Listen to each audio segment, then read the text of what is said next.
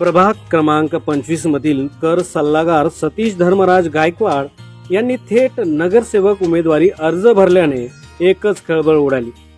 कारण सर्वसामान्य कुटुंबातील उच्च शिक्षित आणि स्वतःचं आयुष्य चांगल्या पद्धतीने जगभर प्रसिद्ध करून हा सल्लागार का उतरला निवडणुकीच्या मैदानात, असा प्रश्नचिन्ह प्रत्येकालाच पडू लागला. या कुटुंबातील कोणताही व्यक्ती राजकारणाशी निगडीत नाही. कोणीही आतापर्यंत राजकारणाच्या जवळपास देखील गेला नाही. मात्र या सतीशने का बरं या निवडणुकीच्या मैदानात उडी मारली? यामध्ये या राजकारण खरं तर सगळेच म्हणतात हे गलिच्छ असतं. मात्र यामध्ये या उच्च शिक्षित आणि महाराष्ट्रभर प्रसिद्ध असलेल्या व्यक्तीने उतरावं हे नवलच होतं. मात्र यामध्ये सतीश गायकवाड हे या मैदानात का उतरले, असा प्रश्नचिन्ह सगळ्यांनाच पडला होता. काँग्रेस पक्षाच्या माध्यमातून सतीश हे सध्या प्रभाग क्रमांक 25 मधून निवडणूक लढवत आहेत. यासाठी ते नेमकं जनतेसमोर कोणते प्रश्न समोर घेऊन जात आहेत, का मैदानात उतरले आहेत, का निवडणूक लढवण्याची त्यांची जिद्द आहे, हेच आपण पाहणार आहोत.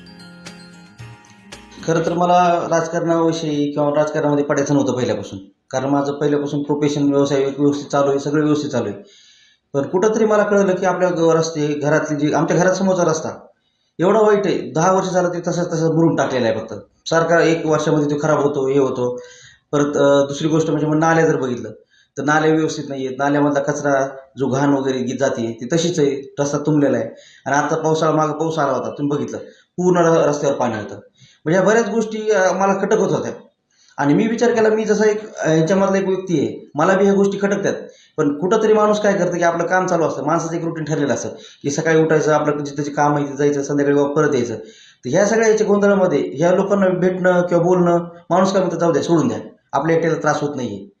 तर मग फक्त कुणाला तरी नाव ठेवण्यापेक्षा, राजकारण्यांना नाव ठेवण्यापेक्षा की ह्याने असं केलं नाही तर त्यांनी तसं केलं नाही, मग ह्यांना नाव ठेवण्यापेक्षा मला वाटलं की आपण कुठंतरी त्याचा सहभाग व्हायला पाहिजे. जर आपण जर राजकारणात उतरलो किंवा एक नगरसेवक उमेदवार जर उभा राहिलो, भविष्यात नगरसेवक झालो आपण, तर नंतर काय करू, आपण ह्या गोष्टी सोडू शकतो. हे जे प्रॉब्लेम आहेत, फक्त आपण आपल्या समाजात कसं झालेलं आहे, शिवाजी महाराज व्हायला पाहिजे, पण कुठं व्हायला पाहिजे, लोकांच्या घरी.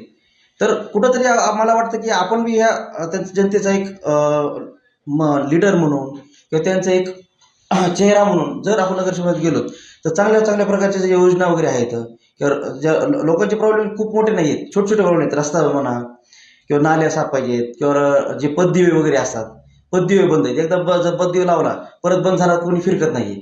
आजकालचे नगरसेवक हे ते सगळे तुम्हाला माहिती आहेत, त्यांना भेटणं हे खूप अवघड झालेलं आहे. मी राष्ट्रीय काँग्रेसतर्फे निवडणूक लढत आहे.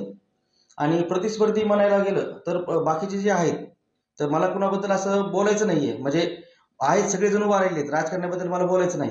मला फक्त जनतेला सांगायचं की मी एक तुमच्यातला माणूस किंवा तुमचा लेख म्हणून मी उभा राहतोय. तर तुम्हाला जर खरंच विकास पाहिजे असेल, बघा माझ्यासारखे भरपूर लोक येते आश्वासन देते, पण मला आश्वासन द्यायला जमत नाही. मी प्रॅक्टिकल माणूस आहे. मी ज्या गोष्टी बोलणार आहे ते 100% करून दाखवणार आहे. कारण मला ह्या गोष्टीतलं क्षेत्रातलं नॉलेज आहे की गव्हर्नमेंट बजेट किती येतं, ते खर्च कुठं केलं जातं, सगळ्या गोष्टी आम्ही त्या क्षेत्रामध्ये आहेत. ऑडिट वगैरे ह्या सगळ्या गोष्टी आम्हाला माहिती आहेत. अकाउंटिंग, ऑडिटिंग, टॅक्सेशन हे सगळं आम्हाला माहिती आहे. आणि आमच्या समोर या गोष्टी घडताना आम्हाला दिसतात. आणि किती गोष्टी कशा निधी वळवला जातो, का किती खर्च दाखवला जातो, ते आम्हाला म्हणतात की सर असं करायचं तसं करायचं. तर ह्या गोष्टी कुठंतरी मला खटकल्या. तर ज्यावेळेस मी निवडून येईल, नगरसेवक जर झालो, तर आपल्याला जे बजेट पडणार आहे आपल्या विभागासाठी, तर त्या बजेटचा मी निधी कुठं खर्च केलेला आहे, कुणाला खर्च केलेला आहे, तर सगळ्या गोष्टीचे जे डॉक्युमेंटेशन आहे तर ते मी सगळ्यांना समोर मांडणार आहे. ऑफिसला बी मी डॉक्युमेंट ठेवणार आहे, माझं घरी बी ठेवणार आहे. तर म्हणजे मी जनतेसाठी एक ओपन ठेवणार आहे की तुम्ही येऊन बघू शकता आपल्या वॉर्डाला किती निधी आला, काय आला, तो कुठं खर्च झाला. तर सगळ्या गोष्टी मी करणार आहे. मी आमच्या वॉर्डमधल्या जनतेला असं आवाहन करू इच्छितो की तुमचा एक लेख स्वरूपात मी उभा राहतोय. माऊलींचा माझ्या भगिनी वर्ग जे आहे, तर सगळ्यांकडून मी तुमच्याकडून मतरूपी आशीर्वाद घेण्यासाठी आलोय. 100% तुमचं मत वायाला जाणार नाही. तुम्ही जर हे मत जर केलं, तुम्हाला पण कळत की आपल्या मतदानामुळे किती विकास वगैरे होऊ शकतो. आतापर्यंत प्रत्येकाला काय वाटतंय की मी मतदान केलं तर मतदान वायाला जाईल किंवा सगळे कुणाला मतदान केलं तर काय आपलं मत व्हायला जातं, काम तर कुणीच करत नाही, अशी लोकांची भावना झालेली आहे. पण मी एवढं जनतेला विश्वास देतो की जर मला जर तुम्ही मतरूपी जर आशीर्वाद दिला तर 100% जर निवडून आलो तर मी ज्या ज्या गोष्टी बोलणार आहे त्या 100% करून दाखवणार. आणि तुम्ही तुमचे प्रश्न दर आठवड्याला एक वॉर्डामध्ये आपली एक मिटिंग राहणार, एक जनता दरबार सारखं तुमचे काय जे प्रश्न आहेत ते सगळे मी सोडवणार त्याच्या माध्यमातून.